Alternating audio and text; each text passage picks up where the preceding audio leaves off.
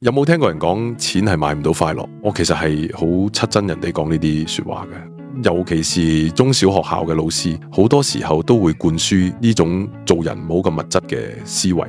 但係其實你知唔知佢哋只係麻醉你嘅思考模式，慢慢將金錢同一個人格清高與否掛鈎，覺得你有錢就係滿身銅臭咯。但係點解我哋唔可以同時做一個既有錢又有品格嘅君子啊？試諗下，當你有錢嘅時候，你可以幫自己買時間，做自己喜歡嘅東西，不斷進修自我。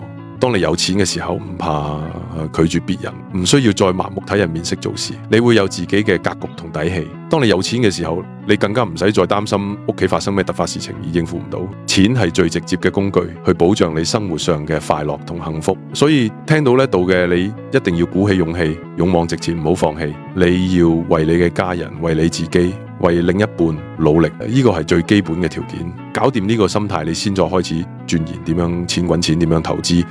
相信我，你同你心愛嘅人會變得越嚟越幸福。如果你想更深入學習股票同思維成長，記得 like、subscribe，仲要撳埋個鐘仔。我係廖太元嘅龍。